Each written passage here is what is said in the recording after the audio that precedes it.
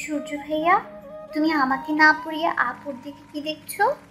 ছোট্ট মেয়েটা আমার বাঁ হাতের কেনো আঙুল ধরে কথাটা বলল, আর তাতে আমার আয়রার দিক থেকে নজর সরে আরহার দিকে এলো।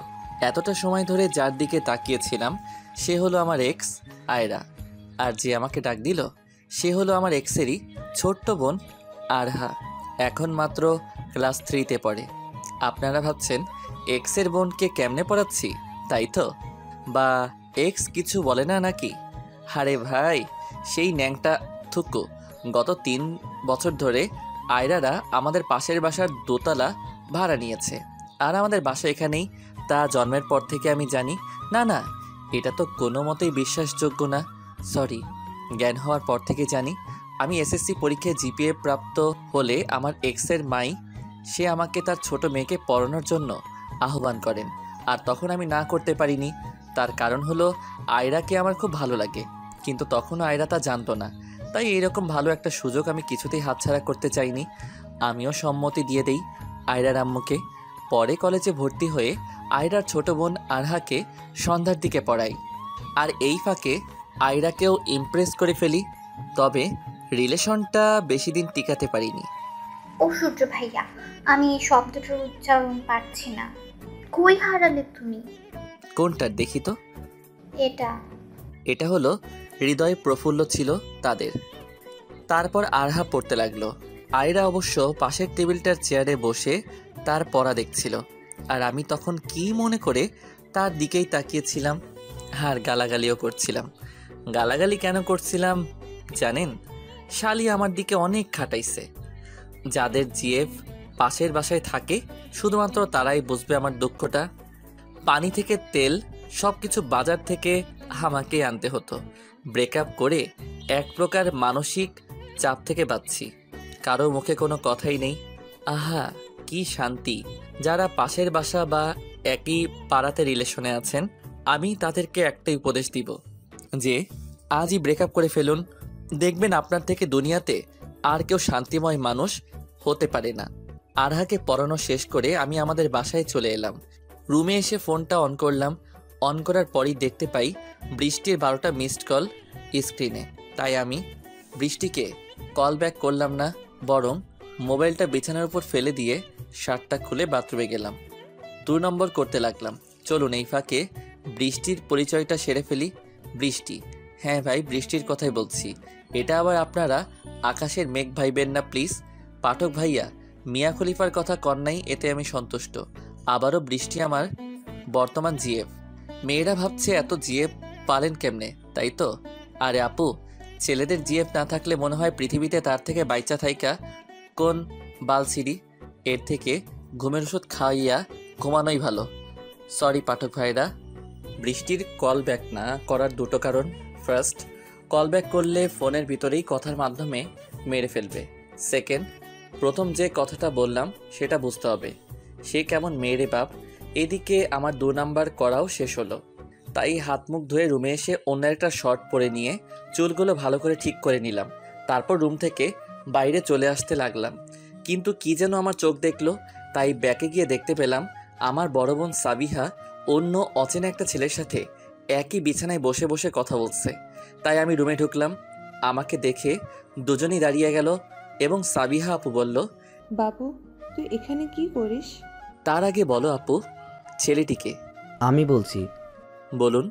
আমি সহ আমার ফ্যামিলি আসছে আপনার বোনকে দেখার জন্য, আর আমাদের একা কথা বলার জন্য আলাদা করে রুমে পাঠিয়েছে তারা সকলেই। আর আমি হচ্ছে সিয়াম। ও, তার মানে দোলা ভাই। ঠিক আছে, কথা বলুন। বাই দ্য ওয়ে, আপনার নাম কি? আমি সূর্য হুসাইন। তাহলে বাবুটা কার নাম? এটা আমিই ডাকি ভালোবেসে। আপু আমি চললাম বলে রুম থেকে তাড়াতাড়ি চলে এলাম বড় একটা রুমে। রুমে এসে দেখি আব্বু আম্মু আর দাদা মিলে ছেলের ফ্যামিলির মা বাবা ও একজন মেয়ে কথা বলা বলি করছে। তাই আমি সেখান থেকেও পাশ কাটিয়ে চলে যেতে লাগলে আব্বু বলে উঠল, সূর্য, এদিকে আয় তো। কি বলো? এই মেয়েটি বোধহয় এখানে থেকে বোর হচ্ছে, তুই বাবা ওকে ঘুরে ঘুরে সব দেখা। আব্বুর কথা কখনো মানা করার সাহস হয়নি, তাই মেয়েটিকে নিয়ে পুরো বাড়িটি ঘুরে দেখালাম। বাড়িটা ঘুরে ঘুরে দেখানো হলে মেয়েটি বলল, শুধু কি নিজের বাড়ি দেখাবেন নাকি অন্য কিছু দেখাবেন? আচ্ছা চলুন বাইরে যাওয়া যাক। তারপর দুজন বাহিরে আসলাম। মেয়েটিকে সব কিছু ঘুরিয়ে ঘুরিয়ে দেখিয়ে আবার নিয়েও এলাম আমাদের বাড়িতে। তারপর তারা চলে গেল। আমিও নিজের রুমে গিয়ে শুয়ে পড়লাম। সকাল হলে আপু ডেকে চলে গেল, তাই আমিও ঘুম থেকে উঠে রেডি হয়ে নাস্তা করে কলেজের দিকে এগিয়ে চললাম। কলেজে আসার পর আমি রুমে আসতে লাগলাম, কিন্তু হঠাৎ করেই ইন্টার ফার্স্ট ইয়ারের ক্লাসরুম থেকে আহ শব্দ আসলো।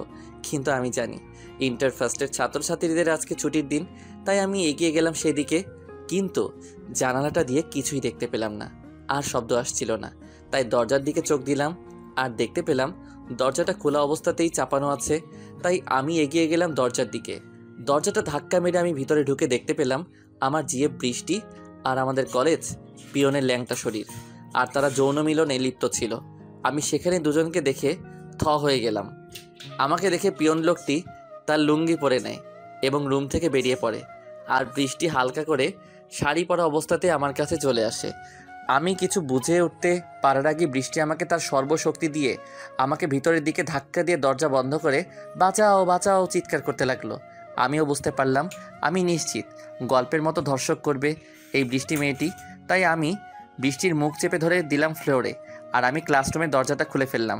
আর দেখতে পেলাম আমাদের সহ আরও ডিপার্টমেন্টের সকল ছাত্রছাত্রী রুমের বাইরে অপেক্ষা করছে, আর তার সাথে পিয়ন বুড়া লোকটাও আছে। আমার কোনো কথা না শুনে সবাই আমাকে মারতে লাগলো। মারতে মারতে বেহুশ করলো আমায়। হুশ ফিরলে দেখতে পাই আমি হসপিটালের বেডে শুয়ে আছি, আর আমার পাশে বৃষ্টি। বৃষ্টিকে দেখে আমার মাথার ব্যথাটা কট করে জেগে উঠল।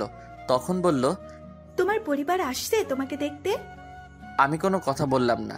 তাই বৃষ্টি রুম থেকে বেরিয়ে সবাইকে ডাকতে চলে গেল, আর আমাকে এই ফাঁকে অন্য আরেকটা দরজাটা দিয়ে আমারই বন্ধু আসিফ এসে আমাকে কাঁধে করে তুলে বেরিয়ে পড়ল সেই দরজাটা দিয়ে। বৃষ্টি সবাইকে ডেকে এনে দেখল রুম আর পেট দুটোই খালি। সবাই পাগলের মতো খুঁজতে লাগলো রুমে, কিন্তু পেল না কাউকে। আরে আমি সেখানে থাকলে তো পাবে না কি? আর আমাকে তো আসিফ কাঁধে করে নিয়ে বেরিয়ে পড়েছে সেখান থেকে। অনেকটা দূরে আমাকে কাঁধে করে আনার পর আসিফ আমাকে নামালো একটি গাছের নিচে এবং ও পাশে বসলো আর বলল, তুই তোর গার্লফ্রেন্ডে ধর্ষণ করলি কেন সূর্য? মেয়েটির কাছে চাইলেই তো সব দিয়ে দিত। সত্যি বলছি আসিফ, আমি বৃষ্টির সাথে কিছু করিনি। তারপর পুরো ঘটনা খুলে বললাম আসিফকে। আসিফও এরকমই আন্দাজ করেছিল, তাই তো আমার পরিবারকে অপমানের হাত থেকে এমনকি আমাকেও মামলা টামলার হাত থেকে বাঁচিয়ে নিয়েছে। যখন দেখতেই পারবেন আমি হসপিটালে আছি, তখন তারা কাকে দোষারোপ করবে? আর আমার ফ্যামিলিরও কোনো মান সম্মান হানি হবে না। শোন সূর্য, তোর এখানে থাকাটা একদমই সেফটি নয়, তাই বলছি তুই এখান থেকে অন্য শহরে চলে যা। আর আমি চাই না তোর বোনের বিয়েতেও কোনো ধরনের সমস্যা দেখা দিক তোর জন্য। তুই ঠিক বলেছিস। তখনই একটা বাস চলে এলো। আসিফ আমাকে ধরে ধরে বাসের মাঝখানের দিকে সিটে বসিয়ে আমাকে কিছু টাকা ধরিয়ে দিল। আমাকে আলবিদা জানিয়ে চলে গেল আসিফ। আমিও বাসের সিটে বসে আছি। হাত পায়ের ব্যথাটা টানতে লাগলো ঘুমানোর জন্য, তাই আলতো করে চোখ জোড়া বন্ধ করে নিলাম আর ঘুমিয়েও পড়লাম। কিছুটা সময় পার হলে বাসের হেল্পার মামাটি চলে এলো আর আমার কাঁধে হাত দিয়ে বলল, মামা ভাড়াটা দিলে উপকৃত হব। আমি পকেট থেকে আসিফের টাকাটা বের করলাম আর তাকে সেই নোটটা দিলাম। হেল্পার মামা নোটটাকে একবার পর্যবেক্ষণ করে বলল, কই যাবেন মামা? জানি না।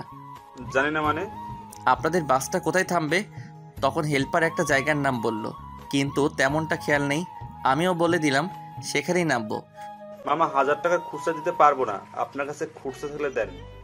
কিন্তু আমার কাছে তো এই একটাই নোট আছে। তাহলে ওয়েট করেন, খুচরা হলে আমি আপনার থেকে টাকাটা নিয়ে নিব। ঠিক আছে। তারপর সিটে হেলান দিয়ে বসে থাকি আধা ঘন্টা। 1 ঘন্টা পর পর লোকজন উঠছে আর নামছে, কিন্তু ঘুম আর আসছে না। তাই আমি বাসের কাছে জানালাটা দিয়ে উকি দিলাম বাহিরের দিকে। দেখতে পেলাম রাস্তার দু সাইডে সরিষার ফুলে ফুটে উঠেছে সমস্ত জায়গা। হালকা ঠান্ডা মৃদু হাওয়া বইছে তার গায়ে। মৌমাছিও কিছু কিছু কীটপতঙ্গ বসে আছে ফুলের পাপড়ির উপরে, আবার কিছু কিছু পোকামাকড় উড়ে বেড়াচ্ছে। তবু হঠাৎ করে আরহা এবং আয়রার কথা মনে পড়ে গেল। তারা জানতে পারলে কী বা ভাববে আমাকে। তারপরও সেগুলো মনে করতে চাইলাম না। তারপরে হেল্পার মামা আমার কাছ থেকে 1000-এর নোটটি নিয়ে খুচরা দিয়ে দিল আমায়। ভাবতে লাগলাম কই যাব, কী বা করবো অচেনা অজানা শহরে, কার কাছেই বা থাকবো, কি নিয়ে থাকবো। মনে পড়লো মোবাইলের কথা। পকেটে হাত ঢুকিয়ে দেখি মোবাইলটাও নেই পকেটে। হয়তো মাইরের এক পর্যায়ে মোবাইলটা খতম হয়ে গেছে। এগুলো নিয়ে ভাবছি, তখন হেল্পার মামা সবাইকে নামতে বলল, কারণ বাসটি আর কোথাও যাবে না। তাই বাস থেকে আস্তে আস্তে নেমে পড়লাম। নামার পরই বাসটা চলে গেল আমাকে রেখে। শহরের রাস্তা আর এদিকে সন্ধ্যা ঘনিয়ে এসেছে, আর পেটের ভিতরেও ক্ষুধার আগুন জ্বলছে। তাই আমি টং চায়ের দোকানে গিয়ে একটা পাউরুটি ও বিস্কুট সাথে চা নিলাম। খাওয়া শেষ করে বিলটা তাকে দিয়ে আস্তে আস্তে হাঁটতে লাগলাম। হাঁটবো আর কত দূর এই অসুস্থ শরীর নিয়ে, আর রাতও বেশি ঘনিয়ে এসেছে। তাই আমি রাস্তার সাইডে শুয়ে পড়লাম। অনেক রাত হলে কিসের যেন আওয়াজে আমার ঘুমটা ভাঙলো। তাই বসে পড়লাম। বসে দেখতে পেলাম একটা মেয়েকে দুজন ছেলে ডিস্টার্ব করছে। তাই আমি অসুস্থ শরীর নিয়ে সেদিকে এগিয়ে গেলাম। গিয়ে দেখতে পাই মেয়েটির জামাতে হাত দিচ্ছে একজন ছেলে। তাই আমি সেই হাতটি ধরে ফেললাম, আর তা দেখে অপর ছেলেটি আমার গাল বরাবর একটা ঘুষি মারল। আর এক ঘুষিতেই আমি মাটিতে লুটিয়ে পড়লাম, আর জ্ঞান হারিয়ে সেন্সলেস হয়ে পড়লাম। কয়েক ঘন্টা পর জ্ঞান ফিরলে দেখতে পাই আমি একটা রাজমহলের মতো সুন্দর একটা কামরার বিছানায় শুয়ে আছি। তাই আমি উঠে বসে পড়লাম বিছানার উপর। কি বলবো, রুমটা যে এত সুন্দর, মুখের ভাষাতে তা প্রকাশ করা সম্ভব না। আমি বিছানার উপর বসা থেকে উঠে দাঁড়িয়ে দাঁড়িয়ে রুমটা দেখতে লাগলাম। দেয়ালের সাথে প্রিন্টিং আকারে সাজানো অনেক ছবি, সাদা নীল আকাশের মেঘালো 7 রং মিলে আরেকটা প্রিন্টিং, উড়ন্ত পাখিদের, শামুক ভাঙা, আরও অনেক কিছুরই প্রিন্টিং আঁকানো। সেগুলো দেখছি। তখনই পিছন থেকে একটি মেয়ে আমাকে ডাকলো। মিস্টার, আপনি অসুস্থ শরীর নিয়ে উঠতে গেলেন কেন? আমি পিছন ফিরে দেখি গতকালের রাতের সেই মেয়েটি। মেয়েটিকে দেখার পর গতকালকে রাতের সমস্ত কথা মনে পড়ে গেল। তাই আমি মেয়েটিকে ভালো মতো দেখে বললাম, আপনি কি ঠিক আছেন? আমি ঠিকঠাক আছি। আপনি কি বলেন তো? আমাকে ছেলেদের হাত থেকে রক্ষা করতে এসে নিজেই এক খুশিতে মরে গেলেন, সরি অজ্ঞান হলেন। আমি খুবই অসুস্থ ছিলাম তখন। ডাক্তারও তাই বলেছেন। আর আপনাকে ধন্যবাদ। আপনি না থাকলে কালকে কি হতো নিজেও জানি না।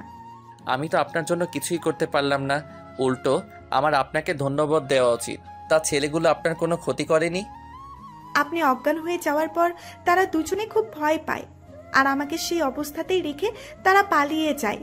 ও আচ্ছা, দরজাটা কোন দিকে? আমি না কিছুই বুঝে উঠতে পারছি না। দরজা দিয়ে কি করবেন? আমার বোধ হয় এখন চলে যাওয়া দরকার। আপনি আগে সুস্থ হন, তারপর চলে যান। এখন গিয়ে শুয়ে থাকুন, এখন অনেক রাত। কিন্তু এত কথা না বাড়িয়ে যা বলছি তাই করুন তো আপনি। মেয়েটির কথায় আমি গিয়ে বিছানার উপর শুয়ে পড়লাম। তখন মেয়েটি এসে বলল, আমি উর্বশী, আপনি? সূর্য হুসাইন। আচ্ছা সূর্য, আপনি এখন রেস্ট নেন, বাকি কথা কালকে হবে। বলেই মেয়েটি চলে গেল। আমিও ঘুমিয়ে পড়লাম। সকালে কিচির মিচির শব্দে ঘুমটা ভেঙে গেল। চোখ খুলে দেখি কাঁচের জানালাটার রডে পাখিরা শব্দ করে খেলা করছে। তাই আমি উঠে ফ্লোরে পা রেখে হাঁটতে হাঁটতে জানালাটার কাছে এসে পৌঁছালাম।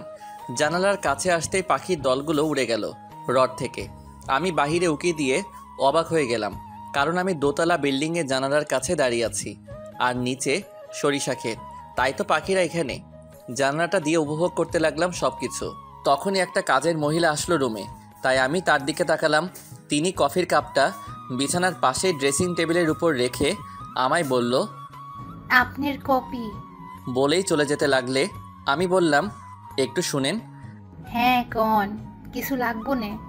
না, কিছু লাগবে না, তবে আমি কিছু বুঝতে পারছি না। উর্বশীকে? উর্বশী ম্যাম হলেন আমার ম্যাডামের একমাত্র মেয়ে, আর এই বাড়িটা তারই। মহিলাটি কথাগুলো বলার পরপরই উর্বশী চলে এসে বলল, খালা আপনি এখন যান। মহিলাটি চলে গেলে আমি উর্বশীকে বললাম, আপনি কে বলেন তো? আমি হলাম এই গোটা রাজ্যের রাজকন্যা। আর আমি হলাম আপনাদের দারোয়ান, তাই তো? এই নিন কফিটা খান, ঠান্ডা হয়ে যাচ্ছে। আমিও নিয়ে নিলাম কফির কাপটা। তখন উর্বশী বলল, কেমন হয়েছে বললেন না তো? বেশ মজাদার ছিল কফিটা। থ্যাঙ্কস আর সরি। কেন? পরিচয়টাতে মজা করার জন্য। আসলে আমি আমার আম্মুর একমাত্র মেয়ে, তবে আম্মুর ভালোবাসা তেমন পাইনি। কি বলছেন এসব? মা জাতি তার সন্তানকে ভালোবাসবে না, এটা কোনো কথা? এটাই আমার জীবনের কথা। তিনি সবসময় তার ক্লিনিক নিয়ে পড়ে থাকেন, আর এটা সেই ছোটবেলা থেকেই। আদর স্নেহ তেমন পাইনি মায়ের, কারণ তিনি ভাবেন আমাকে পড়াশোনা করালেই আমি হ্যাপি থাকবো। কিন্তু আমি তাকে আমার পাশে চেয়েছি, সেটা আম্মু নিজেও বোঝার চেষ্টা কখনো করেনি। আর আপনার আব্বু? তার কথা মুখে আনতে চাই না, কিন্তু কি হয়েছে বললেন না তো? প্লিজ, এই প্রসঙ্গে আমি আপনার সাথে কথা বলতে চাচ্ছি না এখন। আমার কলেজে লেট হয়ে যাচ্ছে, আমি চললাম। আর হ্যাঁ, আপনি সুস্থ না হওয়া অবধি কোথাও যাবেন না। কথাগুলো বলে আমার হাত থেকে কাপটা নিয়ে চলে গেল সে। আমি বিছানার উপরে গড়াগড়ি করলাম, কিন্তু কিচ্ছু ভালো লাগছে না। নতুন জায়গায় আসলে যা হয় আর কি। কিছুটা সময় পর মহিলাটি নাস্তা দিয়ে চলে গেল। আমিও উঠে বসে নাস্তা করে নিলাম। নাস্তা শেষ করে আমি দরজাটা দিয়ে বেরিয়ে পড়লাম। আর দেখলাম একটা রাজপ্রাসাদের মতো তাদের বাসা। একতলা দোতলা সেটিং করা, তাও আবার একই সাথে, আর দুপাশে দুটি সিঁড়ি। তাই আমি সিঁড়ি বেয়ে নিচে চলে এলাম। নিচে এসে দেখি মহিলাটি টেবিল সাফ করছে। তাই আমি মূল ফটকের দরজাটা দিয়ে বাইরে চলে এলাম। বাইরে এসে দেখি গোলাপ ফুলের সমারোহ সামনের দিকে, বাড়ির পিছনের দিকে সরিষা ফুলের সমারোহ, আর সামনের দিকে গোলাপ ফুলের। তাই আমি এগিয়ে গেলাম। এগিয়ে গিয়ে পিছন ফিরে দেখি বাড়িটাকে দেখতে জমিদার পরিবারের বাড়ি বলেই বোঝাচ্ছে। আমি পিছন দিকে সরে যাচ্ছি, আর হঠাৎ করে কিসের সাথে যেন ধাক্কা খেলাম। পিছন ফিরে দেখতে পাই একজন মধ্যবয়স্কী লোক, আর তার হাতে গাড়ির চাবি। তখন তিনি বললেন, তুমি ঠিক আছো তো? আমি ঠিকই আছি। আমার আবার কি হবে? না, গতকালকে উর্বশী ম্যামের সাথে তোমায় অজ্ঞান অবস্থায় দেখতে পেয়েছিলাম, তাই জিজ্ঞেস করলাম। ও আচ্ছা, আপনি এখানে কত বছর ধরে আছেন? বেশ কয়েক বছর। কিন্তু কেন?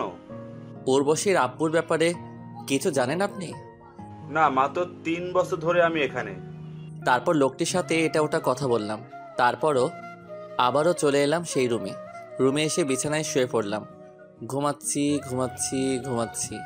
অনেকক্ষণ পর বিকালের দিকে উর্বশী মেয়েটি আমায় ডাকলো, তাই আমি উঠে বসলাম। দেখতে পেলাম তার হাতে কিছু শপিংয়ের ব্যাগ। উর্বশী বলল, ঘুমাবেন, ভালো কথা। দুপুরের খাবারটা খাননি? আমিও দেখতে পেলাম খাবার রাখা আছে সেখানে, কিন্তু খালা তো আমায় একবারও ডাকিনি, তাই কিছু বললাম না আমি। সে যাই হোক, এখন আপনি আপনার শার্ট প্যান্ট পাল্টিয়ে আসুন বাথরুম থেকে। বলেই শপিংয়ের ব্যাগগুলো আমার হাতে তুলে দিল সে। কিন্তু আবারও কিন্তু জান বলছি। তাই আমি বসে না থেকে উঠে বাথরুমে চলে গেলাম। শপিংয়ের ব্যাগটাতে দেখতে লাগলাম কি কি আছে। প্রথমে বের হলো শার্ট, নীল সাদা মেলানো। আরেকটা শপিং ব্যাগে দেখতে পেলাম টি শার্ট ও প্যান্ট। অন্যটাই দেখি হাতের ঘড়ি, আর অপরটাই যা দেখতে পেলাম সেটি হলো আন্ডার প্যান্ট। মেয়েরা কেমনে ছেলেদের সেটাও আনতে পারে, আদৌ অজানা। বুকের ভিতর কষ্টের পাহাড় জমে থাকলেও হাসিও আসলো। তখনই উর্বশী বলল, আর কতক্ষণ লাগবে আপনার? আসছি আপু। বলেই দাঁড়িয়ে দাঁড়িয়ে আন্ডার প্যান্টটা দেখে পরে নিলাম। সব কিছুই ফিটফাট হলো। হাতের ঘড়িটাও পরে নিলাম। আর এখন শুধু একটা জিনিসেরই কমতি রয়ে গেল, আর সেটি হলো মোবাইল। থাক আর বলবো না, তাই আমি বাথরুম থেকে বেরিয়ে আসলাম। তখন উর্বশী বলল, অনেক সুন্দর মানাইছে তো আপনারে। পছন্দকার বলতে হবে না? নিশ্চয়ই আপনার। আরে না, কি বলেন, আমি ছেলে মানুষের পোশাক কেমনে কিনবো? উর্বশী মেয়েটির কথায় আমি একটু অবাক হলাম। তাহলে কার পছন্দ হতে পারে? তাই আমি জিজ্ঞেস করলাম, তাহলে কার পছন্দ এগুলো? এইগুলো সবই আমার বিএফ নীলের পছন্দ। আগে বলেননি তো আপনি রিলেশন করেন। আপনি তো আর আমায় জিজ্ঞেস করেননি, তাই আমিও বলার দরকার মনে করিনি। আচ্ছা, আপনি একটু অপেক্ষা করুন, আমি 5 মিনিটের মধ্যে আসছি। তারপর সে আমার রুম থেকে চলে গেল। আমি গিয়ে বিছানার উপর বসলাম। কেমন যেন খারাপ লাগছিল, কিছুই বুঝতে পারছিলাম না। উর্বশী মেয়েটি চলে এলো। সে ড্রেস চেঞ্জ করে আসলো, আমাকে ডেকে নিয়ে নিচে চলে এলো এবং ড্রাইভারকে গাড়ি বের করতে বলল। ড্রাইভার গাড়িটা নিয়ে এলো, কালো গাড়ি। উর্বশী আমাকে বসিয়ে সেও অপর সিটে বসলো। তারপর ড্রাইভার উর্বশীর কথা মতো গাড়ি চালাতে লাগলো, আর একটা উন্নত মানের রেস্টুরেন্টের সামনে এসে গাড়িটা থামাতে বলল। ড্রাইভারও গাড়ি থামালো। সে আমাকে নামতে বলে তিনি নিজেও নেমে পড়ল, আর আমিও নেমে পড়লাম। তারপর সে রেস্টুরেন্টের ভিতরে চলে গেল, সাথে আমিও। দুজনে বসে আছি। উর্বশী অর্ডারের রিসেন্ট দেখে অর্ডার দিল। কিছুটা সময় পার হলে ওয়েটার এসে খাবার দিয়ে গেল। আমরা খাবার খাচ্ছি। তখনই একজন ছেলে এসে বলল, আমাকে রেখেই খাওয়া দাওয়া করছো তাই না? তুমিও বসো। ছেলেটি বসে গেল, আর উর্বশী বলল, তোমায় যার কথা বলেছিলাম সে। ও হাই, আমি নীল। কাটা চামচ দিয়ে খাচ্ছিলাম, তাই হাতে কোনো এঁটো নেই। আমিও হাত বাড়িয়ে দিয়ে, আর আমি হচ্ছি সূর্য হুসাইন। আপনাকে বোধহয় আমি চিনি। কিন্তু আমি তো আপনাকে চিনি না। আপনি কি ফেসবুকে লেখালেখি করেন ভাই? মানে রাইটার? নীল যখন কথাটা বলছিল তখন আমি খাচ্ছিলাম, তাই আমার গলায় কাশি আসলো, আর আমি মুখটা হাত দিয়ে চেপে ধরলাম। না ধরলে মুখের খাবারগুলো নীলের সুন্দর টি শার্টের উপর গিয়ে পড়তো। কি বলছেন ভাই? আমি রাইটার ফাইটার কিছু নই, জাস্ট সিম্পল একটা মানুষ। ও সরি, আপনার নামের সাথে একদম মিল, তাই জিজ্ঞেস করলাম। নীল, এসব কি হচ্ছে? তুমি কি বলতে আসছিলে আমায় সেটা বলো। পরশু আমার বড় ভাইয়ের বিয়ে, তোমাকে আমার সাথে যেতেই হবে। আমি বিয়ে টিয়েতে আসতে পারবো না। প্লিজ, আমার জন্য না হলেও ফ্যামিলির জন্য প্লিজ। ওকে, তবে আমার সাথে সূর্যও আসবে। এর মধ্যে আমি নাই আপু। কিন্তু আমার কোনো কথা না শুনে নীল বলল, ঠিক আছে, আমি এখন চলি, বাসায় অনেক দায়িত্ব আছে। বলেই চলে গেল। তখন আমি বললাম, আচ্ছা আপু, নীল ভাইয়াও কি আসলে কাজ করে? করে হয়তো। তবে আমার মনে হয় নীল শালার পুত ডাহা মিথ্যা কয়। কিছু বললা তুমি? কই না তো আপু। তারপর দুজনেই খাওয়া দাওয়া করলাম। খাওয়া দাওয়া শেষ হলে ওয়েটার এসে বিলটার কাগজ দিয়ে গেল। উর্বশী বিলটা টেবিলের উপর রেখে কিছু টিপস দিয়ে দিল। তারপর গাড়িতে গিয়ে আবার উঠলাম, আর ড্রাইভার গাড়ি ছেড়ে দিল। তখন উর্বশী বলল, আপনার বাসা কই? আমার কোনো বাসা নেই। আমি ডাহা মিথ্যা কথা বললাম। বাসা নেই মানে? আমি এতিমখানায় থেকেছি এতদিন, আর গতকালকে সেখান থেকে চলে আসছি চাকরির খোঁজে। ও, তা পড়াশোনা কতদূর হয়েছে আপনার? ইন্টার সেকেন্ড অবধি। ভালো, তার সার্টিফিকেট কই সেগুলোর? পড়ে গেলাম গ্যারার তলে, তাই আবারও ডাহা মিশা কথা কইতে হইব। গতকালকে রাত্রিবেলা সেগুলো আমার সাথে ছিল। আপনার দিকে এগিয়ে যাওয়াতে সেগুলোর কথা একদমই ভুলে গেছিলাম। তার মানে আপনার কাছে একটাও সার্টিফিকেট নেই? না। তখন উর্বশী মেয়েটি ড্রাইভারকে গতকালকে রাতের জায়গায় নিয়ে যেতে বলল। আমিও শুধু চুপচাপ বসেই রইলাম। ড্রাইভার গতকালকে রাতের ঠিক সেই জায়গাটাতে নিয়ে এলো। তারপর উর্বশী নেমে গেল, আর আমিও নেমে গেলাম।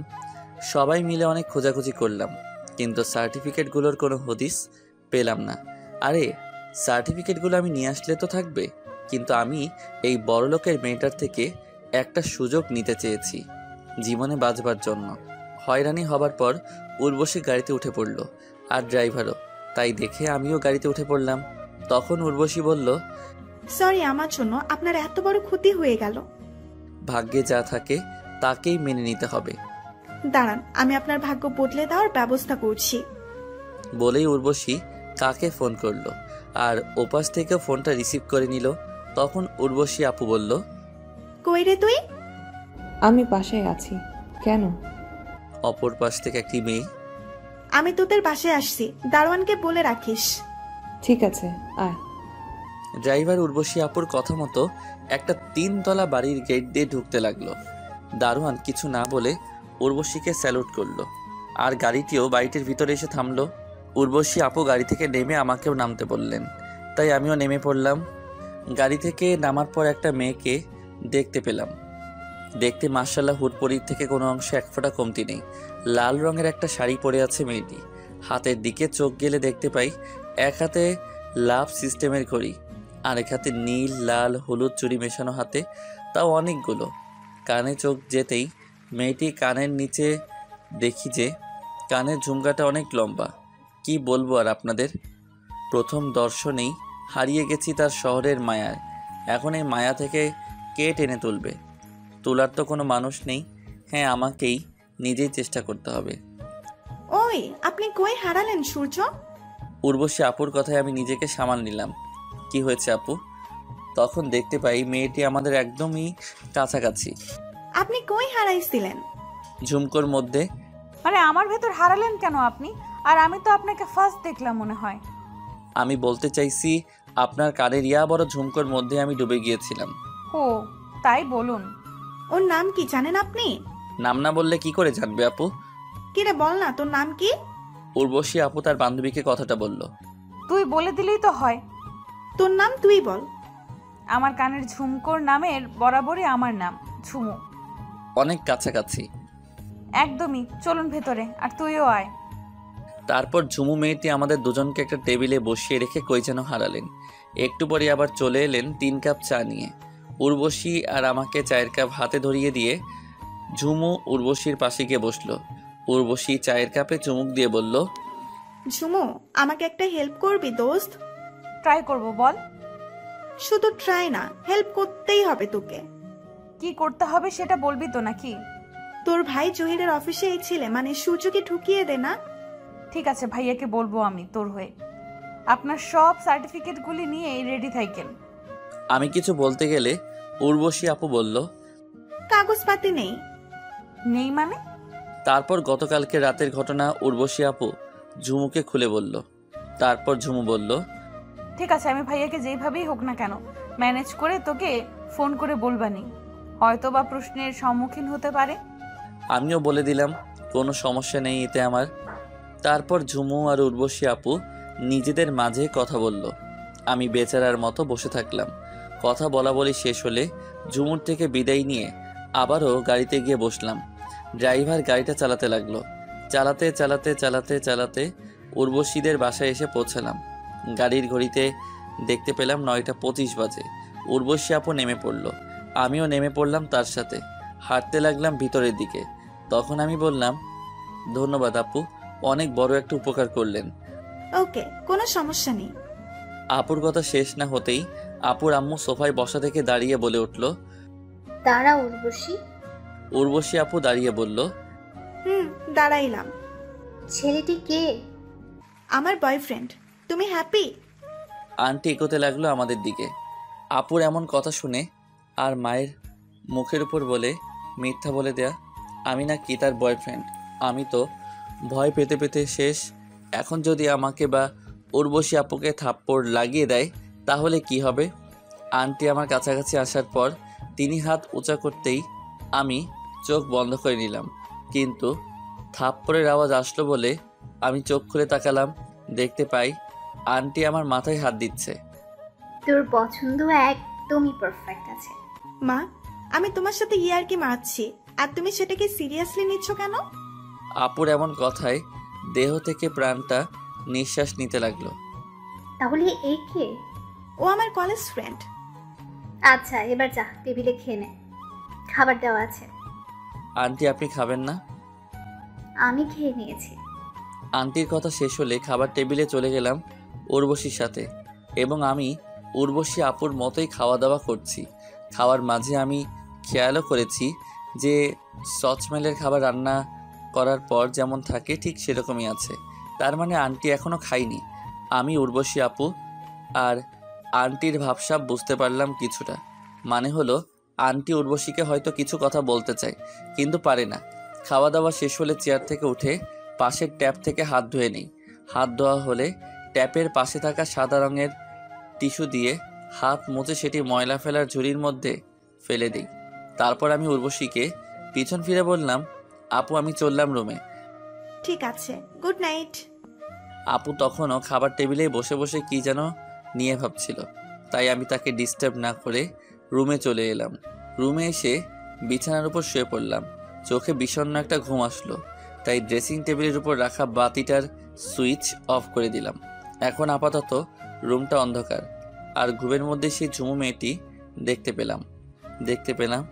ঝুমু মেয়েটি আমার একেবারে কাছে চলে আসলো, আর আমার মেয়েদের মতোই শ্বাসকষ্ট হচ্ছিল ঘুমের ঘরেই। একেবারে কাছাকাছি চলে এলে আমার দম মোমবাতির ন্যায় ধপ করে বন্ধ হয়ে যায়, আর আমার ঘুমটাও ভেঙে যায়। হাঁপাতেই অন্ধকারে পাশেই ড্রেসিং টেবিলের উপর রাখা কাচের গ্লাসটায় হাত দিয়ে নিতে গেলে সেটি নিচে পড়ে ভেঙে টুকরো টুকরো হয়ে যায়, আর পানিও মেঝেতে গড়াগড়ি খায়। কাচের গ্লাসের এই একটা সমস্যা, কোনো রকম নিচে পড়লে ফার্দা ফাই হয়ে যায়। কেন রে ভাই, স্টিলের গ্লাসের মতো থাকলে কি হয় তোদের? বাড়িওয়ালার কাছে কোনো প্রবলেম নেই, কিন্তু এত রাতে ঘুমাবো নাকি কিভাবে গ্লাসের টুকরোগুলো তুলবো? এতে তো পানিও খেতে পারলাম না। অপরদিকে এই বিপদ। একবার খেয়াল এলো, থাক যা হবার হয়ে গেছে, আগে ঘুম পরে সব কিছু। আবার খেয়াল এলো এটা তো আমার বাড়ি নয়, তাই এত অহংকার কিসের? আর সবচেয়ে বড় কথা হচ্ছে কাজের মহিলা বা অন্য কেউ আমার রুমে আসলে পাটা তো কেটে রক্ত পড়বে। এই ভাবনা চলে এলে আমি ড্রেসিং টেবিলটার লাইটটা অন করে বিছানাটা ছেড়ে নেমে গ্লাস ভাঙার পাশ কাটিয়ে বাথরুমে চলে আসি এবং আপুর সেই শপিংয়ের ব্যাগগুলো নিয়ে আসি। সেখান থেকে ফ্রোমের মতো বের করলাম, সেটা দিয়ে পরিষ্কার করতে লাগলাম মেঝে। পরিষ্কার করার শেষ প্রান্তে চলে এলে ছোট্ট একটা কাঁচের টুকরে হাত কেটে গেল। তারপর আমি সেগুলো পরিষ্কার করে রুমের বাহিরের ময়লা ঝুড়িটিতে ফেলে চলে আসলাম রুমে এসে বাথরুমে গিয়ে রক্তমাখা হাতটা ধুয়ে টিস্যু পেঁচিয়ে বিছানার উপর এসে বসে পড়লাম। রক্ত পড়া বন্ধ হলে শুয়ে পড়লাম আর ঘুমিয়েও পড়লাম আর হারিয়ে গেলাম ঘুমের রাজ্যে। সকালবেলায় আগের দিনের ন্যায় পাখিদের কিচিরমিচির শব্দ শুনতে পেলাম আর ঘুম থেকেও জেগে গেলাম তখন। তবুও চোখ জোড়া বন্ধ করে শুয়েই রইলাম। তার একটু পর উর্বশী আমার রুমে এসে কফির কাপ ড্রেসিং টেবিলের উপর রাখতে গেলে ভয় পেয়ে তার হাতে আমার জন্য আনা কফিটার গ্লাস হাত থেকে নিচে পড়ে ভেঙে যায়। কারণ ড্রেসিং টেবিলের নিচে মেঝেতে রক্ত লেগে আছে। তাই দেখেই সে ভয় পেয়ে গেল আর সে ভাবতেও লাগলো রক্ত কোত্থেকে আসলো এখানে। আর তখন আমিও চোখ খুলে বিছানার উপর বসে পড়ি আর দেখি উর্বশী আপু দাঁড়িয়ে আছে আর তার পায়ের থেকে অল্প দূরেই কাপটা চুরচুর হয়ে ভেঙে আছে। আমি বসে পড়লে তখন উর্বশী আপু দেখতে পেল আমার হাতেও রক্ত লেগে আছে। তখন তিনি বললেন, মেঝেতে আর আপনার হাতে কিসের রক্ত এগুলো? আমি আপুকে গতকাল রাতের অন্ধকারে গ্লাস ভেঙে ফেলার কথা বললাম। সব শুনে তিনি বললেন, আমাকে বা কাজের মহিলা খালাকেও জানাতে পারতেন, শুধু শুধু আপনি নিজের হাত কেটে ফেললেন। নিজের ভুল নিজেকে শুধরানোই বেটার। সেটা ঠিক, তাই বলে হাত কেটে নেবেন? দেখি তো কতখানি কেটে গেছে। উর্বশী ঝুঁকে আমার হাতটা তার হাতের মাঝে নিয়ে দেখতে লাগলো। ঠিক আমার আপন বোন সাবিহার মতোই। ভালো করে দেখে তিনি বললেন, অনেকখানি কেটে গেছে, আপনি একটু বসুন, আমি কি আম্মুর রুম থেকে ব্যান্ডেজ করার মতো কিছু পাই কিনা। তারপর চলে গেল সে। আর কিছুটা সময় পর চলে এলো একটা ছোট্ট বক্স নিয়ে।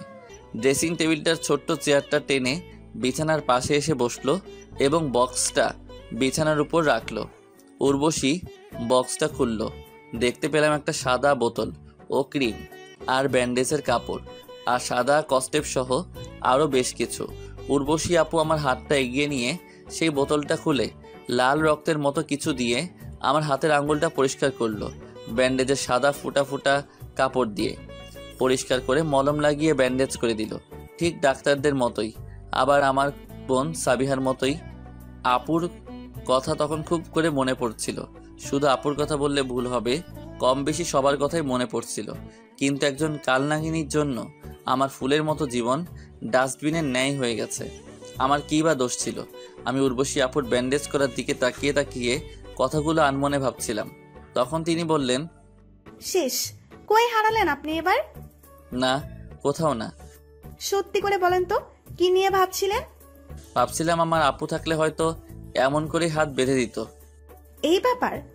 আমাকেই আপু ডাকলেন তাহলে? ঠিক আছে আপু। গুড। আচ্ছা, আমি একটু হাত ধুতে যাব।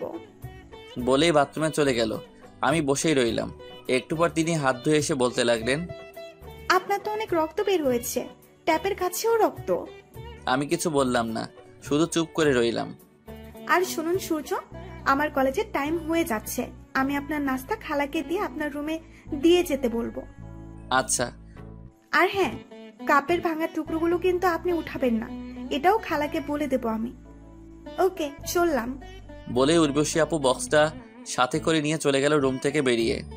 আর আমি বিছানার উপর বসা থেকে উঠে বাথরুমে চলে এলাম। হাত মুখ ধুয়ে আবার রুমে চলে আসলাম। রুমে এসে দেখতে পাই ঝুমু মেয়েটি কাপের সেই ভাঙা টুকরোগুলো তুলছে। আমি ভাবতে লাগলাম সে কখন এলো আর ভাঙা টুকরোগুলো সে কেন তুলছে। আপু না বলল খালা উঠাবে এগুলো। আমাকে দেখতে পেয়ে ঝুমু মেয়েটি দাঁড়িয়ে গেল এবং বলতে লাগলো, এই যে মিস্টার, আমার বান্ধবী আপনাকে থাকতে দিয়েছে বলে আপনি যেখানে সেখানে কাচের ভাঙা টুকরো ফেলে রাখবেন নাকি? আমাকে কথা বলার সুযোগ না দিয়ে আরো বলতে লাগলো, অন্যের বাসা আপনি অপরিষ্কার ডাস্টবিন বানিয়ে রাখেন, আমার ভাইয়ার অফিসে আপনি কেমন করে রাখবেন আমার তা বোঝা হয়ে গেছে। পিছনে ফিরে দেখেন। আমার কথায় ঝুমু পিছনের দিকে ঘুরে দেখলো। উর্বশী দরজার সামনে দাঁড়িয়ে সবকিছু দেখছে। আপুকে আমি আগেই দেখতে পেয়েছিলাম। আমি আগে কিছু বলতে গেলে আপু আমাকে ইশারায় দ্বারা চুপ থাকতে বললেন। তাই তো আমি ঝুমুর কথাই শুনে যাচ্ছিলাম, তবে কিছুই বলিনি। তুই কখন এলি উর্বশী? এসেছি তোর এই রুমে ঢুকতে দেখেই। তাহলে হয়েছে কি? ঝুমু বলতে গেলে উর্বশী আপু ঝুমুকে থামিয়ে দিয়ে বলেন, কফির কাপটা না আমার হাত থেকেই ভেঙে গেছে, তাই আমি তাকে উঠাতে নিষেধ করেছি। আর তুই কিনা তাকে না জেনে শুনে কতগুলো কথা বললি। সরি দোস্ত, আমি আসলেই তখন বুঝে উঠতে পারিনি। আমাকে কেন সরি বলছিস? সরিটা সূর্যের কাছ থেকে নে। সরি। ঠিক আছে, এতে সরি বলার তেমন কিছু নেই। সরিটা তাহলে মওকুফ করছেন? উর্বশী আপু, আমার না রুমে কেমন জানি লাগছে। আমি কি আপনার সাথে বাইরে যেতে পারি? আমার তো কলেজ আছে, কলেজ শেষে আবার নীলের সাথেও দেখা করতে হবে। ওকে ওকে, কোনো সমস্যা নেই, আমি নিয়ে যাচ্ছি। ঝুমু আমার দিকে তাকিয়ে কথাগুলো বলল। আমিও মুচকি হাসি দিলাম। তাহলে তো হলোই, নাস্তা রেস্টুরেন্ট থেকেই তোমরা করে নিও, এটাই ভালো হবে। ঠিক আছে। তারপর ঝুমু মেয়েটি গিয়ে হাতে জমানো কাচের টুকরোগুলো ময়লার ঝুড়িটায় ফেলে দিয়ে আমাকে বলল, চলুন আমার সাথে তাহলে। আমি ঝুমু মেয়েটির কথা মতো তার পিছু পিছু চলতে লাগলাম। সিঁড়ি বেয়ে নিচে চলে এলাম। নিচে এসে দেখি ঝুমুর একটা কালো রঙের গাড়ি। গাড়ির কাছে এসে বলল, আপনি কি গাড়ি ড্রাইভ করতে পারেন? না তো, কোনোদিন ড্রাইভ করিনি। তাহলে আর কি করার, ড্রাইভারকেও সাথে নিয়ে নিতে হবে। বলেই গাড়িটিতে উঠে পড়ল এবং আমাকে উঠতে বলল। তাই আমিও উঠলাম। ড্রাইভার ড্রাইভ করতে লাগলো। তখন ঝুমু ড্রাইভারকে বলল, আঙ্কেল, সামনে কফি শপে সাইড কইরেন তো। আচ্ছা মামনি। ঝুমুকে একটা কথা বলতে খুব ইচ্ছে করছিল, কিন্তু বলবো কি বলবো না সেটাই ভাবছি। কথাটা শুনে যদি বিরক্ত বোধ করে তখন তো কি হবে। এর মধ্যেও গাড়িটা কফি শপের বাইরে এসে গাড়ি সাইড করলো। আমরা দুজন নেমে কফি শপের ভিতরে ঢুকলাম এবং একটা টেবিলে বসে পড়লাম। আমি খেয়াল করলাম লোক সংখ্যা তেমন নেই ভিতরে। উন্নত মানের হলে এমনিতেই লোক সংখ্যা কম থাকে। একজন ওয়েটার এসে কফির অর্ডার নিয়ে গেল।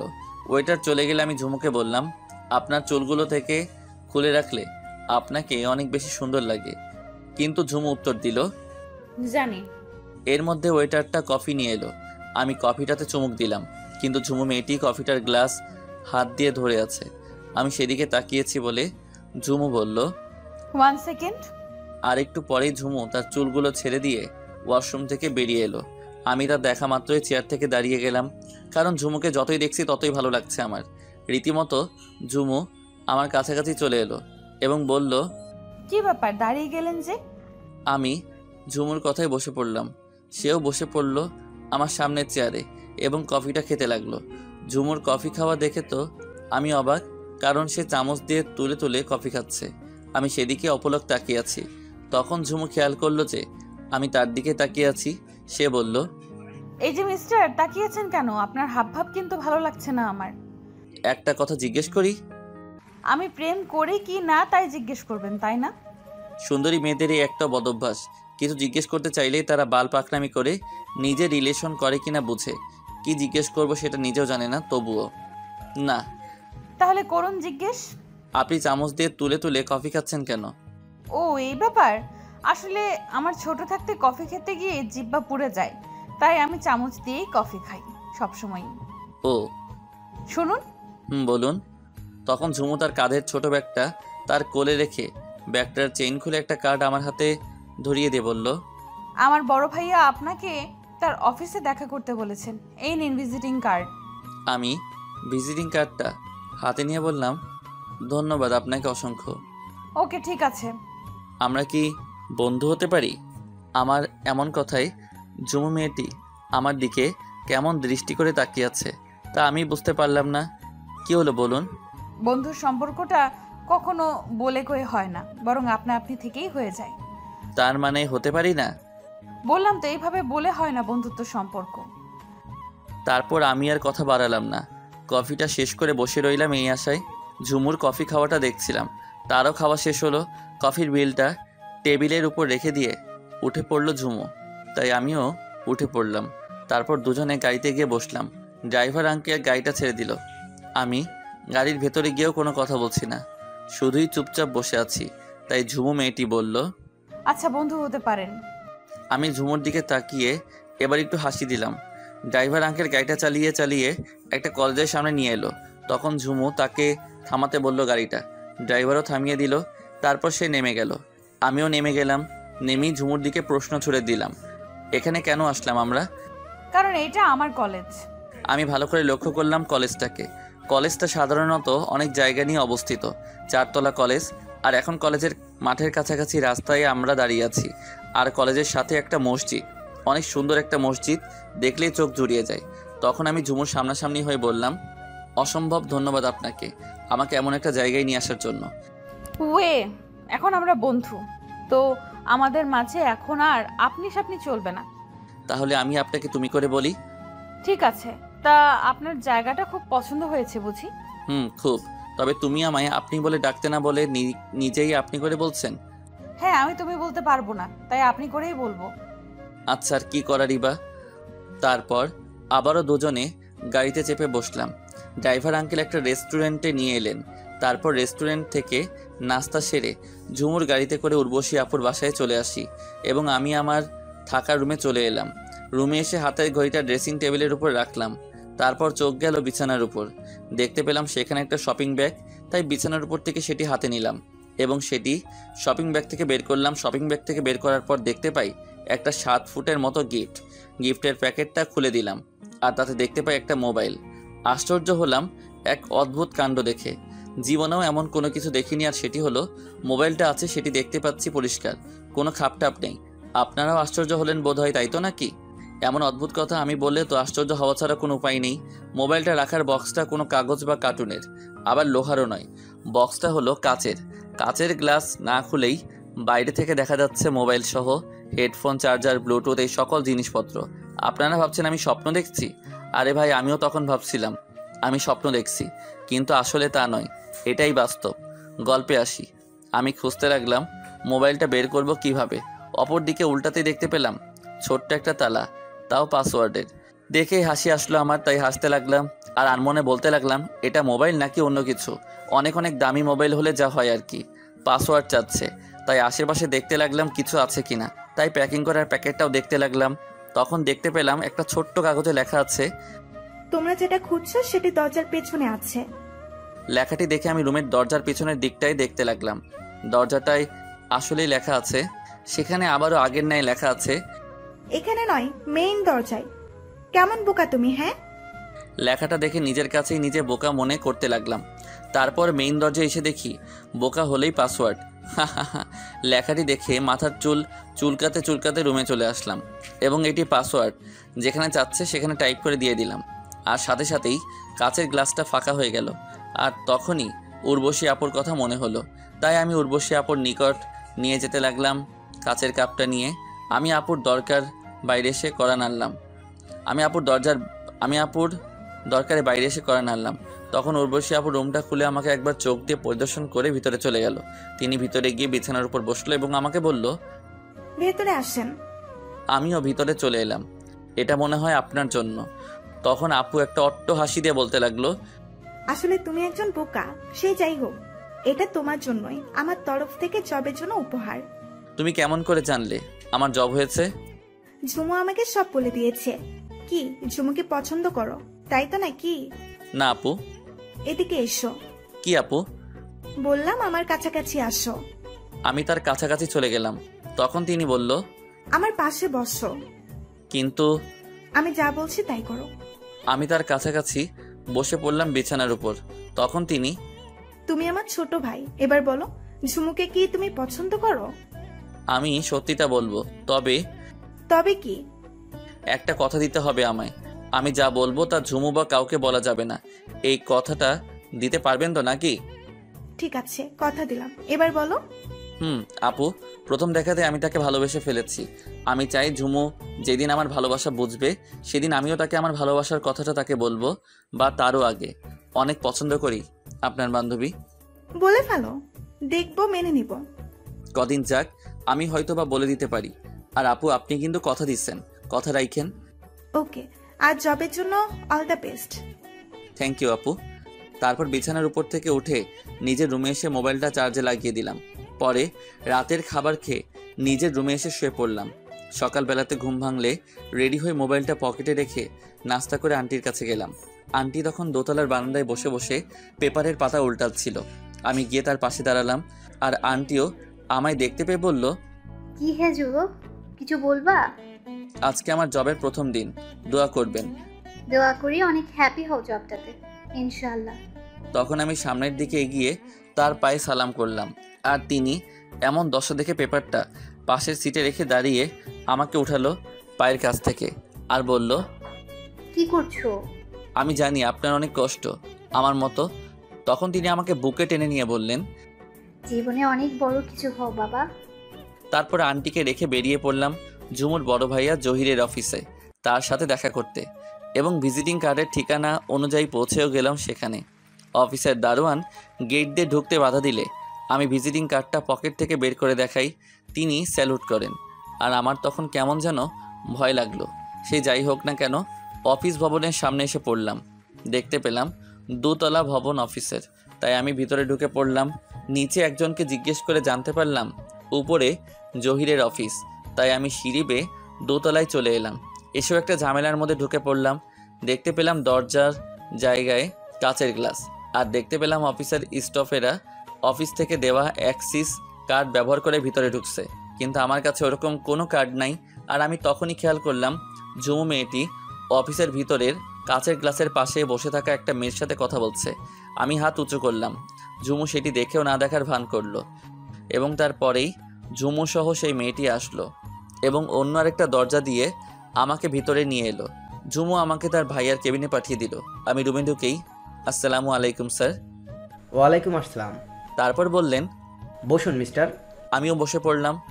শুনুন মিস্টার, আপনি তো নতুন, তাই আপনার সাথে সিনিয়র কলিগ দিচ্ছি, যাতে সে আপনাকে সব কিছু বুঝিয়ে দেয় এবং পরবর্তী সময়ে আপনি একাই যাতে সব কিছু বুঝে নিতে পারেন। Okay sir. আর তখন তিনি একটা বেলে টাপ দিলেন, আর অফিসের পিয়ন এসে বলল তন্ময়কে ডেকে পাঠাও তো আমার কেবিনে। বলেই পিয়ন একবার আমার দিকে তাকিয়ে চলে গেল। আর কিছুটা সময় পর তন্ময় স্যার এরপর কেবিনে দরজাটার সামনে এসে বলল, স্যার আমায় ডাকছেন? হ্যাঁ, এসো তন্ময়, বসো। তন্ময় লোকটি আমার পাশের চেয়ারে বসলো এবং স্যার বলতে লাগলো, তন্ময়, ওনাকে তোমার নতুন প্রজেক্টে নিয়ে নাও, যাতে করে অল্প সময়ে ধারণা জন্মায়। ঠিক আছে স্যার। ওকে, এবার তন্ময়ের সাথে গিয়ে সবার সাথে পরিচয় হয়ে নিন। স্যারের কথায় আমরা তার রুম থেকে বেরিয়ে পড়লাম এবং দেখতে পেলাম ঝুমু বাইরের সিটে বসে আছে। আমাকে দেখে বলল, কি বললো ভাইয়া আপনাকে? জয়েন করে কাজ দিয়ে দিল। গ্রেট। তারপর ঝুমুকেও সাথে করে সবার সাথে পরিচয় হয়ে নিলাম। এভাবেই কয়েক মাস কেটে গেলে উর্বশী আপুদের বাসা থেকে অফিস দুটোর মাঝে শুধু আবদ্ধ তা কিন্তু একেবারে নয়, মাঝে মধ্যে ঝুমুকে নিয়েও ঘুরতে যাওয়া চলে। আজকে অফিস নেই, তাই ভাবলাম আজকে ঝুমুকে আমার ভালোবাসার কথাটা বলে দিব। আমার যেই ভাবা ঠিক সেই কাজ। ঝুমুকে আসতে বললাম একটা জায়গায়, ঝুমু আগেই চলে এলো আর আমিও চলে এলাম। আমি আগেই বললাম, শীত করতেছে অনেক, তাই না? না তো। তাহলে গরম লাগতেছে? না।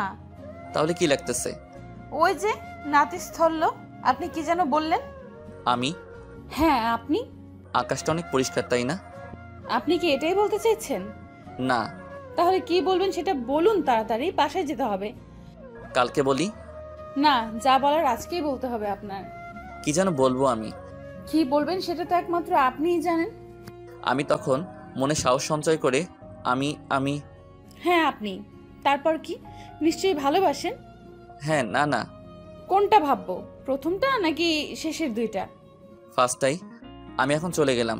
তখন ঝুমু আমার হাতটা টান দিয়ে বলল, নিজের মনের কথাটা এতটা সময় নিয়ে বললা, তাও আমার সাহায্য নিয়ে। আমি ছেলে হলে দেখতাম কিভাবে প্রপোজ করতাম। পরে কথা হবে, এখন কেমন যেন ভয় ভয় পাচ্ছে। আমি চলে যেতে লাগলে ঝুমু বলে উঠল, ওকে, নিজের মনের কথাটা শোনায়া দিলা, কিন্তু আমার উত্তরটা কি তা না জেনেই চলে যাচ্ছ যে? শুনে তো যাও আমার উত্তরটা। ঠিক আছে, তোমার উত্তর বলো। নিশ্চয়ই হ্যাঁ হবে। অবশ্যই হবে। কিন্তু কেন? কারণ আপনি লেট। লেট মানে? গতকালকে আমাদের কলেজের একজন ছেলে আমাকে প্রপোজ করছে, আমিও তার প্রপোজালে হ্যাঁ বলে দিছি, কারণ আমার কিছু করার নাই সূর্য। আমার চোখের কালো মনির উপরে পানিতে টলমল করছে, কিন্তু চোখ থেকে অশ্রু ঝরাচ্ছি না। ঠিক সেইভাবেই ঝুমুকে বললাম, আচ্ছা, তাকে নিয়ে ভালো থেকো আর আমাকে একটু হলেও মনে রেখো। আমি পিছন ফিরে চলে যেতে লাগলে ঝুমু আমাকে আমারও পিছন থেকে হাত টান দেয়। তবু আমি হাতটা ছাড়িয়ে এক হাত চোখের টলমল পানিটা মুছে হাঁটা দিলাম। উর্বশী আপুদের বাসায় এসে রুমে এসে বসে রইলাম বিছানার উপর জড়সড় হয়ে, আর চোখের পানিগুলো মুছতে লাগলাম। আজ ছেলে বলে আওয়াজ করে কান্না করতে পারি না, মেয়ে হলে অবশ্যই আওয়াজ করে কান্না করতাম, আর সেটা হোকি বা বাথরুমে ঝর্ণার পানিতে। কাঁদতে কাঁদতে একটা সময় চোখের পানিও ফুরিয়ে গেল। তখনই দেখতে পেলাম রুমের জানালাটা দিয়ে একটা ছোট্ট পাখি ঢুকে পড়ে, আর তখন রুমের সিলিং ফ্যানটা চলছিল।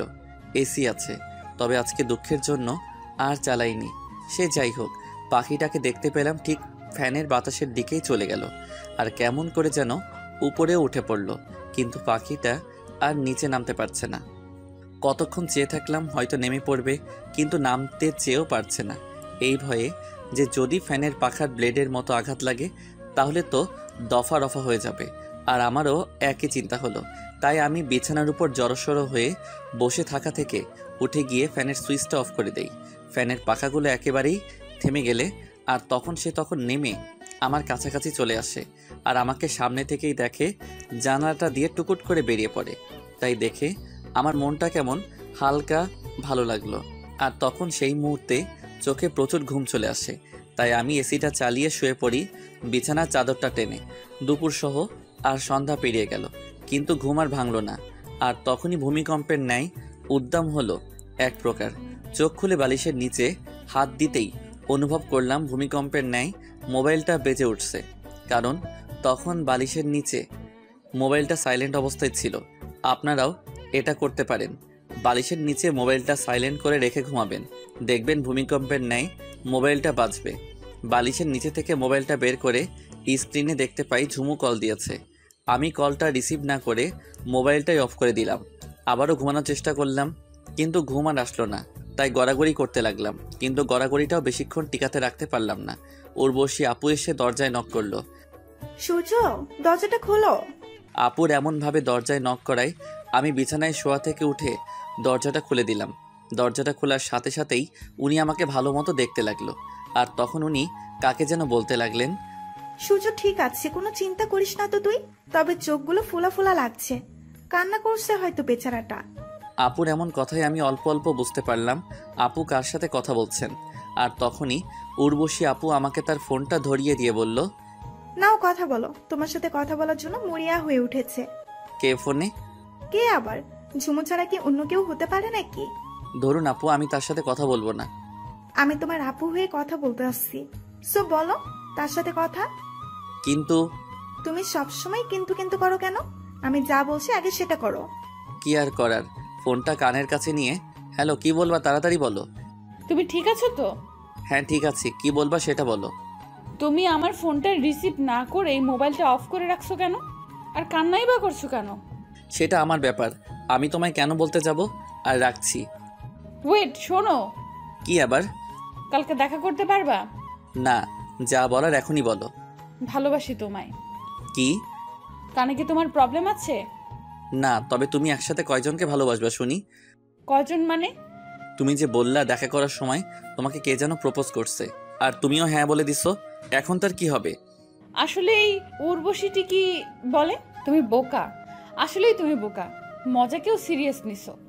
মিথ্যা হলে বলে দিলেই তো পারতে, শুধু শুধু আমাকে এরকমভাবে কষ্ট দেওয়ার কোনো ওয়ে দেখছি না আমি। জানানোর জন্যই তো ফোন দিছিলাম তোমার মোবাইলে। আর আমি যার সারা জীবনের সঙ্গী হব তাকে একটু বাজিয়ে দেখতে হবে না নাকি? তাই বলে কষ্ট দিবা? 100 বার দিব, 1000 বার দিব। আর কালকে অফিস শেষ করে আমাদের বাসায় চলে এসো, ভাইয়ের সাথে কথা বলতে হবে। ভাইয়ার সাথে কয়েকদিন পরে কথা বললে হয় না? হ্যাঁ, প্রেম করে আকাম কুকাম করে বাচ্চা পেটে রাখতে আমি পারবো না, বিকজ আমি ভাইকেও ম্যানেজ করে নিয়েছি। শুধু কথাবার্তা বলবা ভাইয়ের সাথে, ওকে? এখন রাখছি, আর কান্না একদম করবা না বলে দিলাম। ঠিক আছে। পরে ফোনটা ঝুমু কেটে দিল। আমি দেখতে পেলাম উর্বশী আপু ততক্ষণে বিছানার উপর বসে আছে। আমি এগিয়ে গিয়ে তার মোবাইলটা তার দিকে এগিয়ে দিলাম। আপুও ফোনটা নিয়ে নিল আর বলতে লাগলো, বাহ, এতক্ষণ কথা বললা আর নিজের ভালোবাসাটার মতো করে নিজের করে নিলা। আমি মাথা নাড়লাম। তারপর আপু উঠে চলে গেল রুম থেকে বেরিয়ে। রাতে খাবার টেবিলে খাবার খেলাম সবাই মিলে।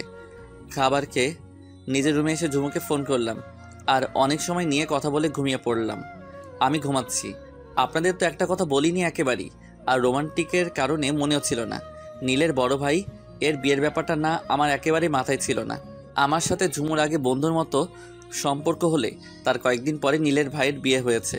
নীলের ভাইয়ের বিয়েতে উর্বশী আপু আমাকে নিয়ে যায় তার সাথে, আর ঝুমুকেও তার ভাইকেও আসতে বলেছিল নীলের ফ্যামিলিরা। তাদের কার্ড দিয়ে নিমন্ত্রণ করেছিল, আর নিমন্ত্রণ করবেই বা না কেন, নীলের বড় ভাইও আমার স্যার যে ক্লাসমেট ছিল, আর আমার স্যারের নাম ডাকও অল্প ছিল শহরে। সে যাই হোক, ঝুমু হলুদের সাথে ম্যাচিং করে লাল রঙের শাড়ি পরে আসছিল। দেখতেই চোখ ঝলসে যাবে এরকম। সেদিনটা অনেক বিনজয় করেছিলাম কেন বললাম সেটা সামনে এগোলেই বুঝতে পারবেন। আমাকে উর্বশী আপু বসিয়ে রেখে চলে গেল। ঝুমু যখন ড্যান্স করেছিল সেদিন আমি অপলক তার দিকে তাকিয়েছিলাম, পাশে থাকা সোফায় বসে। ঝুমু যে একা ড্যান্স করছে তা একেবারে নয়, ঝুমুর সাথে আরও মেয়ে নাচছে আর বক্সে বাজছে এই গানটা, মুশকিল মে হ্যাঁ জিনা तूने दिल है जीना हो गए पागल देखो प्यार है ये हसीना कुसु कुसु कुसु कुसु कुसु कुसु कुसु कुसु कुसु कुसु। সংক্ষেপে বললাম কারণ গল্পের মধ্যে গান এলাও না। আপনাদেরকে বলে রাখি যে এই মেয়ে ড্যান্স করতে পারে তার সাথে বাসর করা সবচেয়ে আরামদায়ক। জাস্ট ফান করলাম, সিরিয়াস নিয়েন না কথাটা। আমি তো ঝুমুর ড্যান্স দেখে তো আরও ফিদা হয়ে গিয়েছিলাম। ওয়ে আমি তো ঝুমুর প্রতি আগেই দুর্বল, না ফিদা ছিলাম, আর এখন তো আরও ডাবল ফিদা হয়ে গেলাম। সেটা তো বড় কথা না, বড় কথা হলো আমি ঝুমুর ড্যান্সটা অনেক এনজয় করছিলাম। তখন একটা ছেলে আমার পাশে বসে গাড়ি হাত দিয়ে বলে, মামা মেয়েটা অনেক জোস, আর দেখ মেয়েটার কোমরের কাছে শাড়িটা নাচার সাথে সাথে উড়ছে। ছেলেটার এমন কথাই আর মুখে গন্ধ থাকে আমি বুঝে গেলাম ছেলেটি ড্রিঙ্কস করেছে, আর পুরাই মাতাল না হলেও অল্প হয়েছে। তাই আমি তার ড্রিঙ্কস করে নেশা করানো উড়ানোর জন্য মনে মনে বলতে লাগলাম, দাঁড়া শয়তান, আমি যাকে পছন্দ করি তার দিকে কুনজরে তাকাস, তোর ব্যবস্থা এক্ষুনি করছি। বলে আমি ঝুমুর ড্যান্স করার কাছে গেলাম আর থামিয়ে দিলাম ঝুমুর ড্যান্স। ঝুমু হাত ও চোখের আইব্রু নাচিয়ে জিজ্ঞেস করলো, কি হয়েছে সূর্য আপনার? আমার কিছু হয়নি, তবে তোমার হবে। মানেটা হলো তোমার নাভির উপরের কাপড়টা সরে গেছে। ছি সূর্য ছি, আমি তোমায় ভালো বন্ধু মনে করতাম, আর তুমি কিনা আমার শরীরের দিকে নজর দিছো। তুমি যেটা ভাবছো সেটা না, ওই দেখো ওই ছেলেটা তোমাকে নিয়ে আমার কাছে বাজে কথা বলছে এই নিয়ে, তাই আমি এসে তোমাকে বললাম। আমি সরি, আর ধন্যবাদ তোমায়। বলেই সেই ছেলেটির কাছে গিয়ে বলল, আমার কোমরটা অনেক জোস তাই না? তখন ঝুমু ছেলেটির কান বরাবর একটা থাপ্পড় লাগিয়ে দিয়ে বলল, আর থাপ্পড়টাও কি জোস? ছেলেটি কিছু শুনতে পেল না, কারণ তার কান এখন ঝিরঝির করছে টিভির মতন। আর এই বিষয়টাতে চোখ পড়ল আমার স্যার আর ঝুমুর বড় ভাই জহিরের। তার কিছুটা সময় পর অনেক বড় পাঙ্গা হয়ে গেল নীলের সাথে জহিরের, কারণ ওই ছেলেটা নীলেরই বন্ধু ছিল। সে আগেকার কথা বাদ দেওয়াই বেপার। বর্তমানে চলে আসি কেমন, সকালে ঘুম ভাঙলো পাখিদের কিচিরমিচির শব্দে, যেন স্বপ্নের শহর। সকালে পাখিদের কিচিরমিচির শব্দ, আবার জানালাটার নিচে হলুদের সরিষে ফুলের ক্ষেত, আহা কতই না ভালো লাগার মতো একটি বাড়ি। তারপর আমার আব্বু আম্মু ও আপুকে বড্ড বেশি মিস করি সবসময়। বিছানাটা ছেড়ে দিয়ে বাথরুমে গিয়ে একটা শাওয়ার নিয়ে বের হলাম, কারণ অফিস থেকে আবার ঝুমুদের বাসায়ও যেতে হবে। তাই শাওয়ারটা শেষ করে অফিসের জন্য রেডি হয়ে নিলাম। রেডি হয়ে নাস্তার টেবিলে আমি আর উর্বশী আপু দুজনে নাস্তা করে নিলাম। নাস্তা করে আমি চললাম অফিসে, আর আপু চলে গেল কলেজে। অফিসে গিয়ে দৈনন্দিনের মতো কাজ করে আসরের দিকে ঝুমুরের বাসায় চলে গেলাম। ঝুমুর ভাই অফিস থেকে দুপুরে চলে এসেছিল। আমি ঝুমুদের বাসার ভিতরে চলে এলাম। দারোয়ানকে জহির আগেই বলে রেখেছিল আমি আসব, তাই কোনো ব্যথা দেননি তিনি। আমি বাসাটার ভিতরে গেলাম, দেখতে পেলাম জহির স্যার বসে বসে মোবাইলে কথা বলছে। আমাকে দেখতে পেয়ে হাতের ইশারায় বসতে বললেন সোফায়, আর আমিও বসে পড়লাম। তখন স্যার মোবাইলে বলল, তোমায় আমি পরে ফোন করব, এখন একটা জরুরি মিটিং আছি। আমি কিছুটা আন্দাজ করতে পারলাম হয়তো ওপাশের লোকটি তার গার্লফ্রেন্ড। এমনই মনে হলো। স্যার ফোনটা কেটে দিয়ে ভালো করে নড়ে চড়ে বসলেন এবং আমায় বলতে লাগলেন, টি না কফি? টি হলেই হবে স্যার। স্যার বলার প্রয়োজন নেই বাসায়। তখন জহির স্যার বললেন, আব্দুল, ওই আব্দুল।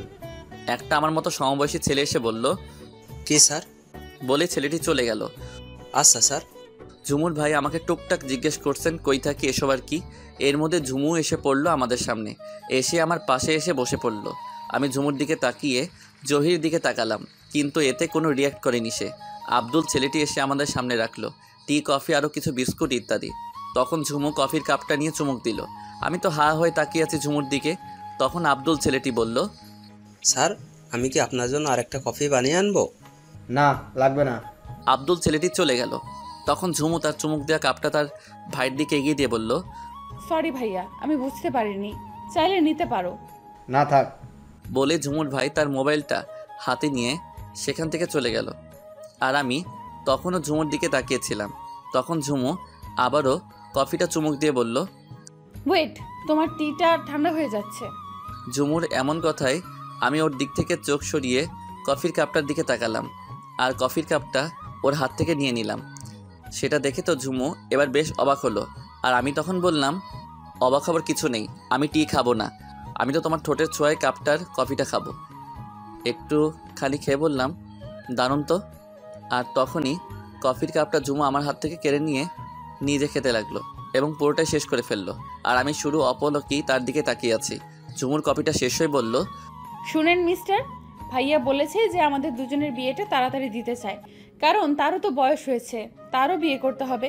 তার জন্য আমাদের বিয়ে পরশুদিন হবে। সেটা না হয় বুঝলাম, তবে আমার সাথে মিশবার জন্য তোমার ভাইয়ার কফিটাই হাত দিয়েছিলে, তাই তো? তুমি কেমনে বুঝলা? আমার লাইফ পার্টনারের মনে কি চলে তা একটু হলেও তো আন্দাজ করতে পারি আমি। তাই বুঝি? একেবারেই তাই। তারপর কিছুটা সময় ঝুমুর সাথে প্রেম করে একটা ফ্ল্যাট দেখে চলে আসলাম উর্বশী আপুদের বাসায়, এবং আপুর রুমে এসে দেখি আপু ল্যাপটপ নিয়ে কী যেন করছে। তাই আমি গিয়ে তার সামনে দাঁড়ালাম।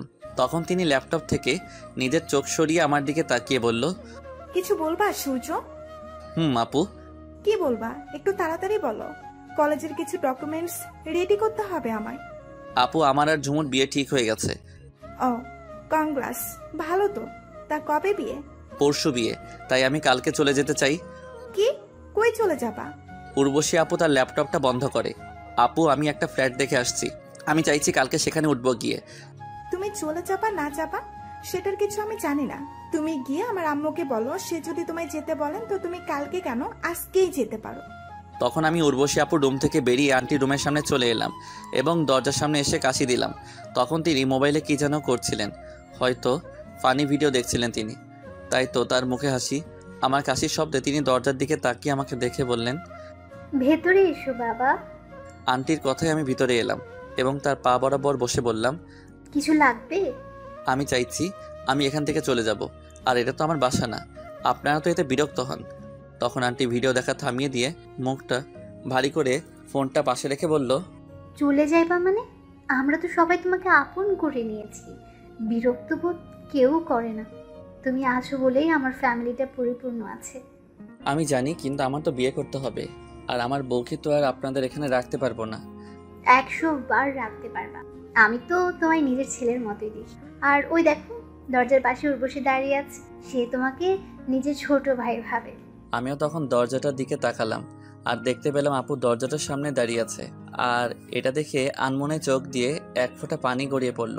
এই ভেবেছে আমি আমার একটা পরিবার হারিয়ে ফেলি আর একটা পরিবার খুঁজে পেয়েছি, আর সেটা উর্বশী আপুর জন্যই হয়েছে। তাই আমি সবসময়ই উর্বশী আপুকে ধন্যবাদ জানাবো। তাদের এমন ভালোবাসা আর আমাকে তাদেরই একজন মনে করে দ্বিধায় আর ফ্ল্যাটে ওঠা হলো না। পরের দিন অফিস থেকে 5 দিনের ছুটি নিয়ে নিই, আর তার পরের দিন 2 পরিবারের সঙ্গে আত্মীয়তা হয়ে পড়ে, আর আমার আর ঝুমুরেরও বিয়ে হয়ে যায়। ঝুমুরকে আমাদের বাসায় নিয়ে আসি। বাসর ঘরটা উর্বশী আপু নিজ হাতে সাজিয়েছেন। আপু আর আন্টি অনেক খুশি। বাসর ঘরে ঢুকলাম বিসমিল্লা বলে। রুমে ঢুকে দেখতে পেলাম ঝুমু বউ সাজে বসে আছে বিছানার উপর, তাই আমি ঘুরে দরজাটা বন্ধ করে দিলাম, আর রীতিমতো ঝুমু মেয়েটি আমার পিছনে চলে এলো। আমি সামনে তাকাতেই ঝুমুকে দেখতে পেলাম আমার কাছাকাছি। তখন আমি বললাম, থাক থাক, সালাম করতে হবে না। কে বলেছে আমি তোমায় সালাম করার জন্য তোমার কাছাকাছি চলে আসছি? তাহলে কেন এসেছো? বিড়াল মারার জন্য আসছি। আমাকে দেখে কি তোমার বিড়াল মনে হয় নাকি? আরে বুদ্ধু, ওই বিড়াল না। যেই বিড়াল হন না কেন, আগে নামাজ, তারপর দেখব। আচ্ছা ওই দেখ, আমি আগেই সব রেডি করে রেখেছি। আমি দেখতে পেলাম বাসর করার বিছানার নিচে দুইটা জায়নামাজ। তারপর দুজন মিলে নামাজ পড়ে নিলাম। নামাজ পড়া শেষ হলে ঝুমু মেয়েটি গিয়ে বিছানায় বসে পড়ল, আর আমিও গিয়ে ঝুমুর পাশে বসলাম এবং ঝুমুকে বললাম, চলো আমাদের ভবিষ্যৎ নিয়ে আসি দুনিয়াতে। তখন ঝুমু বলল, পাঠকদের সামনে এগুলা বলা বা করাটা একেবারেই বিপজ্জনক। আমি পাঠকদের উদ্দেশ্যে বলি, হ্যাঁ আপনাদেরকেই বলছি, এখন বিছানা গরম হবে আর সাথে আমরা দুজন মানুষও। সো সাইড দেন আর দ্বিতীয় সিজনের জন্য অপেক্ষা করুন। ধন্যবাদ সবাইকে আমাদের পাশে থাকার জন্য।